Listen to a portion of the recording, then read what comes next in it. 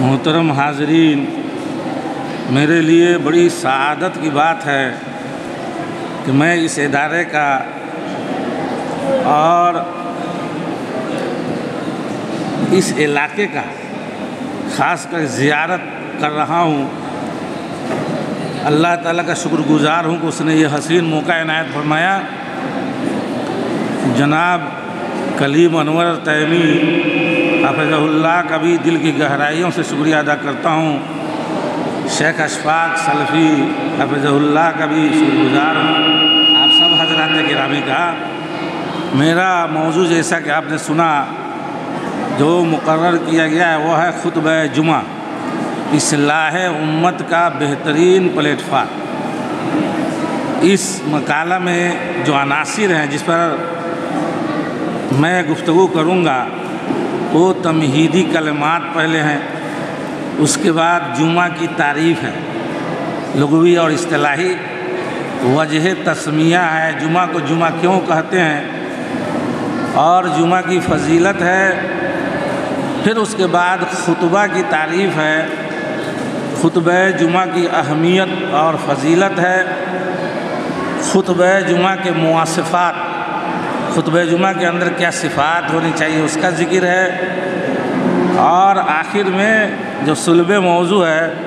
خطبہ جمعہ اصلاح امت کا بہترین پلیٹ فارم۔ انہی نکات پر ہمارا مقالہ یہ مشتمل ہے۔ حضرات گرامی، ملت اسلامیہ پر اللہ تعالیٰ کے بے شمار انعامات میں سے ایک یہ ہمیشہ رہا ہے کہ اس نے ہمارے لیے مختلف مواسم اور مواقع بنائے ہیں جن کی برکتوں سے ہم اپنے دامن مراد کو آباد کرتے ہیں، اور ان مواسم خیر و عطا میں سے اور ان ایام و لیالی میں سے ایک یوم جمعہ، جس کے نام سے اللہ تعالیٰ نے اپنی کتاب مقدس میں ایک پوری سورت نازل فرمائی ہے، جس میں جمعہ اور خطبہ جمعہ کی قدر و منزلت کو بیان کیا گیا ہے، اور نبی اکرم صلی اللہ علیہ وسلم سے بھی متعدد احادیث شریفہ کے ذریعے جمعہ کی اہمیت کو واضح کیا گیا ہے۔ آئیے سب سے پہلے جمعہ کی تعریف سے آگاہی حاصل کرتے ہیں۔ جمعہ کا جو لفظ ہے اس میں 3 لغات، 3 طرح سے آپ پڑھ سکتے ہیں جمعہ کو۔ آپ میم کو ضمہ کے ساتھ یعنی جمعہ جو قرآن کا لفظ ہے، جمہور کی لغت ہے، قرآن میں بھی وہی درج ہے۔ میم کو سکون کے ساتھ یعنی جمعہ بھی پڑھ سکتے ہیں، اور میم کو فتحہ کے ساتھ جمعہ بھی پڑھ سکتے ہیں۔ ضمہ والی جو روایت ہے یا لغت ہے وہ جمہور کی لغت ہے اور وہی قرآن کی لغت ہے۔ اس کی جمع جمعون و جمعات آتی ہے، مراد ہفتہ کا وہ دن ہے جو جمعرات کے بعد آتا ہے اور جس دن ہم لوگ جمعہ کی نماز ادا کرتے ہیں۔ وجہ تسمیہ، جمعہ کو جمعہ کیوں کہتے ہیں، حافظ ابن کثیر رحمہ اللہ بیان کرتے ہیں کہ جمعہ کو اس نام سے موسوم کیے جانے کی وجہ یہ ہے کہ یہ جمع سے مشتق ہے، اور اہل اسلام ہر ہفتہ اس روز بڑی مساجد میں جمع ہوتے ہیں۔ امام بغوی رحمہ اللہ نے معالم التنزیل میں اس کے وجہ تسمیہ کے سلسلے میں کئی اقوال ذکر کیے ہیں، اور میں نے اس مقالہ میں بھی ان کا قول نقل کیا ہے، لیکن وقت کم ہونے کی وجہ سے میں اس کو چھوڑ رہا ہوں۔ یوم جمعہ کی فضیلت و منقبت، اسلام میں یوم جمعہ کا بڑا بلند مقام ہے، اور کئی اعتبار سے کئی وجوہ سے اس دن کی فضیلت ثابت ہوتی ہے۔ سب سے پہلی چیز کہ اللہ تعالیٰ نے اس دن کی فضیلت کے بیان میں اپنی کتاب مقدس کے اندر سورہ جمعہ کے نام سے ایک مکمل سورت نازل فرمایا۔ نمبر 2، نبی اکرم صلی اللہ علیہ وسلم نے متعدد احادیث میں اس دن کی عظمت بیان کی ہے، جس میں سے ایک نہایت عظیم الشان حدیث یہ ہے کہ آپ نے فرمایا خیر یوم طلعت علیہ الشمس یوم الجمعہ فیہ خلق آدم وفیہ ادخل الجنہ وفیہ اخرج منہا ولا تقوم الساعۃ الا فی یوم الجمعہ۔ نمبر 3، جو بھی مسلمان جمعہ کی رات میں یا دن میں وفات پاتا ہے وہ فتنہ قبر سے محفوظ رہتا ہے۔ شیخ البانی نے احکام الجنائز میں اس کو صحیح قرار دیا۔ نمبر 4، جمعہ کے دن باجماعت ادا کی جانے والی نماز فجر اللہ تعالیٰ کے نزدیک تمام نمازوں سے افضل نماز ہے۔ صحیح الجامع للالبانی 1119 حدیث نمبر ہے۔ 5ویں چیز، ایک جمعہ دوسرے جمعہ تک کے گناہوں کا کفارہ ہوتا ہے بشرطے کہ کبائر سے اجتناب کیا جائے، رواہ مسلم۔ نمبر 6، جمعہ کے دن ایک ایسی گھڑی ہے جس کو کوئی مسلمان پا لے تو اس میں وہ جو بھی خیر طلب کرے گا اسے دیا جائے گا، یہ صحیحین کی روایت۔ نمبر 7، جس دن اللہ تعالیٰ نے اپنے دین کو مکمل کیا اور الیوم اکملت لکم دینکم کے ذریعے اپنے نبی کو اس سے مطلع فرمایا، وہ جمعہ کا دن تھا، یعنی دین مکمل ہوا ہے جمعہ کے دن، اور وہ عرفہ کی شام تھی اور حجۃ الوداع کا موقع تھا۔ اس عظیم دن کی نعمتوں میں سے ایک عظیم نعمت خطبہ جمعہ ہے، جو بہت بڑا اسلامی شعیرہ ہے،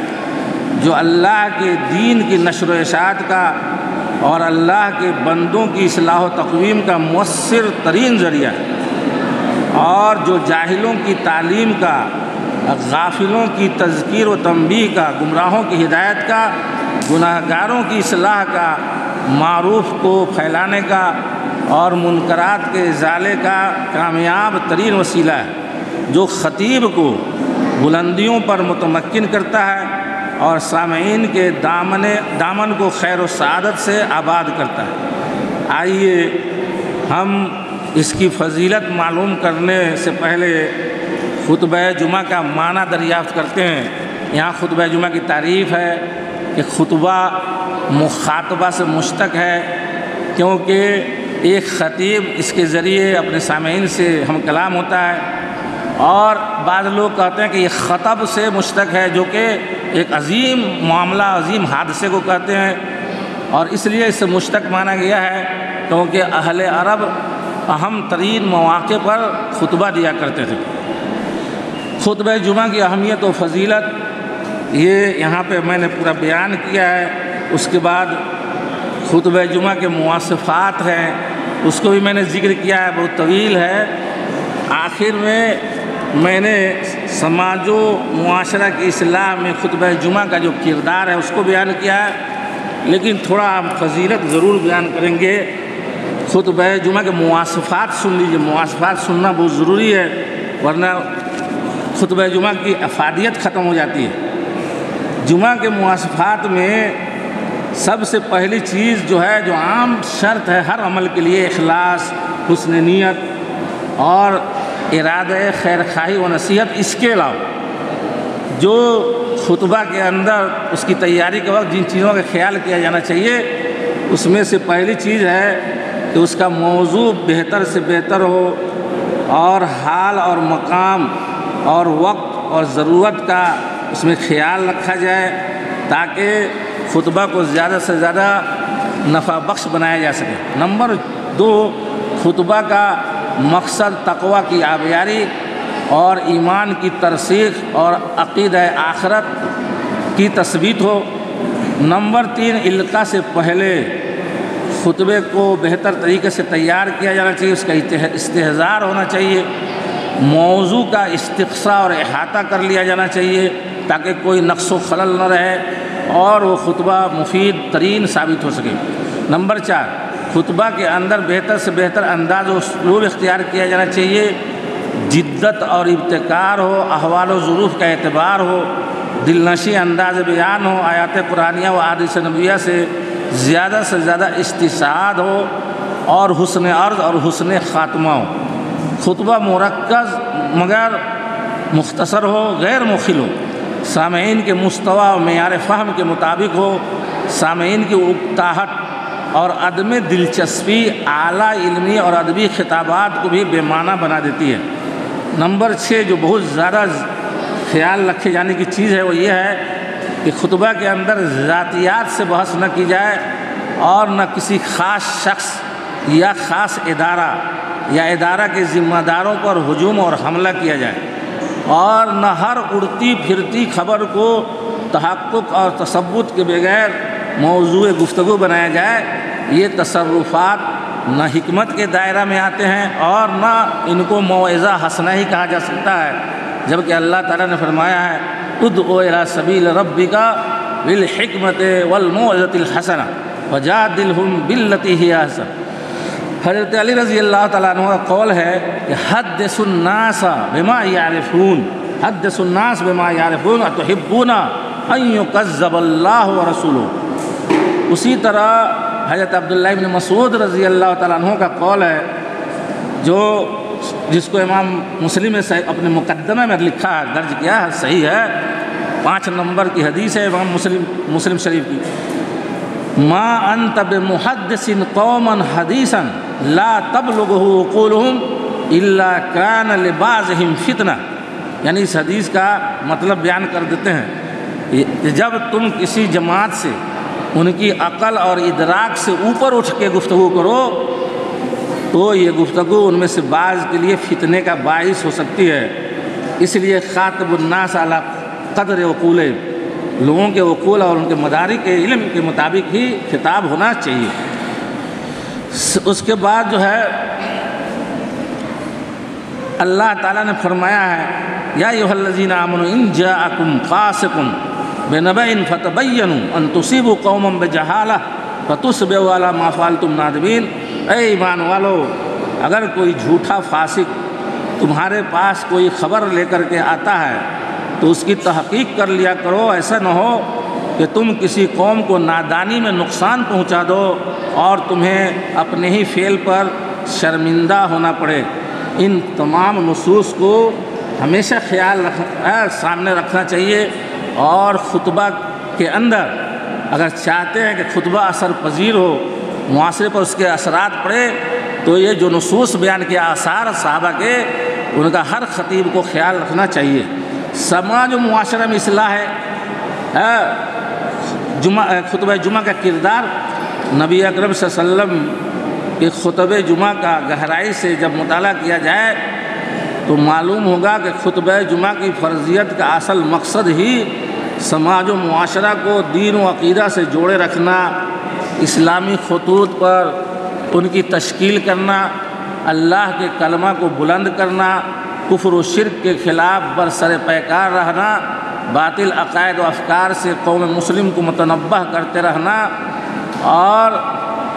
پیش آمدہ مسائل و مشاکل کا قرآن و سنت کی روشنی میں حل تلاش کرنا۔ نبی اکرم صلی اللہ علیہ وسلم اپنے خطبوں کے ذریعے لوگوں کے اندر اخلاص و تقویٰ کی آبیاری اور عقیدہ توحید کی ترسیخ کا زیادہ اہتمام فرماتے تھے۔ آپ کا کوئی خطبہ ایسا نہیں ہے جس میں آپ نے تقویٰ شعاری کی تعلیم اور توحید باری کے اثبات اور تقریر پر زور صرف نہ کیا ہو۔ اسی طرح خطبہ جمعہ توجیہ و دعوت کا نہایت مقبول اور میسور و کامیاب وسیلہ ہے، قوم و سماج کی اصلاح میں ہمیشہ کردار ادا کرتا ہوا آیا ہے۔ اس تعداد کو اللہ تعالیٰ ہی بہتر جانتا ہے کہ کتنے لوگوں نے اس سے ہدایت پائی، کتنے سارے دلوں پر لگے ہوئے تالے کھلے ہیں، کتنے سارے عقول و افہام کو روشنی حاصل ہوئی ہے، اور کتنے سارے اللہ کے بندوں کو توحید و ایمان کی معرفت اور کتاب و سنت کی اتباع اور منہج سلف کی پیروی کی توفیق حاصل ہوئی۔ خطبہ جمعہ نفوس مسلمہ کے اندر عقیدہ صحیحہ کی ترسیخ کرتا ہے، توحید کے مقتضیات و متطلبات سے روشناس کراتا ہے، نواقض اسلام اور نواقض ایمان کو شرح و بسط کے ساتھ بیان کرتا ہے، لوگوں کے دین و ایمان کی پاسداری کا فریضہ انجام دیتا ہے۔ میرے بھائیوں، بہت ساری چیزیں اس میں بیان کی گئی ہے، میں نے سب کچھ چھوڑ دیا۔ آخر میں لکھا ہے کہ جمعہ کے خطبوں کی افادیت غیر محدود ہے، اس کو الفاظ و عبارات کے ذریعے بیان کرنا مشکل ہی نہیں، ناممکن ہے۔ افراد ملت کو ان سے حاصل ہونے والے علوم و معارف اور احکام و شرائع کی مقدار کا اندازہ لگانا کسی طرح بھی ممکن نہیں ہے۔ یہ مدارس کہ دروس اور جامعات کے محاضرات سے کہیں زیادہ وقوع اور دور رس اثرات کے حامل ہوتے ہیں۔ ایک سال میں تقریباً 52 خطبے ہوتے ہیں جمعہ کے، ایک سال میں 52 خطبے ہوتے ہیں جو مختلف دینی، علمی اور دعوتی عناوین و موضوعات پر مشتمل ہوتے ہیں۔ اتنی بڑی مقدار میں خطیب کی جیسی تیاری و اہتمام کے ساتھ شاید ہی کوئی پروفیسر یا لیکچرر لاکھوں روپے کی تنخواہ لے کر بھی خطبہ جمعہ جیسا محاضرہ پیش کرتا ہو۔ خطبہ جمعہ علوم اسلامیہ پر مشتمل وہ زبردست علمی محاضرے ہوتے ہیں جو معاشرہ پر انمٹ نقوش ثبت کرتے ہیں، دلوں کی دنیا بدل دیتے ہیں، علم و عرفان کے دیے روشن کرتے ہیں اور اصلاح و تغییر کا سر پھونکتے ہیں۔ ایک مشاق خطیب ایک خطبہ کے ذریعے محض نصف گھنٹہ کے اندر جتنے احکام و مسائل کا تجزیہ کر لیتا ہے اور جتنے قضایا و مشاکل کے حلول پیش کر دیتا ہے، سرکاری محکموں اور عدالتوں کے موظفین مہینوں سرگردہ رہ کر بھی بڑی مشکل سے کسی قضیہ کا حل تلاش کر پاتے ہیں۔ اسلام نے خطبہ جمعہ کے ذریعے تعلیم بالغاں و تعلیم نسواں اور تعلیم دین سے محروم رہ جانے والے سماج و معاشرہ کے ہر ایک طبقہ کی تعلیم و تربیت کا زبردست انتظام کر دیا ہے، بس ان کا صحیح استعمال کرنے کی ضرورت ہے۔ اللہ تعالیٰ ان منابر نور و ہدایت کی حفاظت فرمائے اور ہمیں جوہر خطابت سے مالا مال فرمائے تاکہ اس کے ذریعے اصلاح و دعوت اور تزکیہ و تطہیر کا عمل انجام پاتا رہے۔ السلام علیکم۔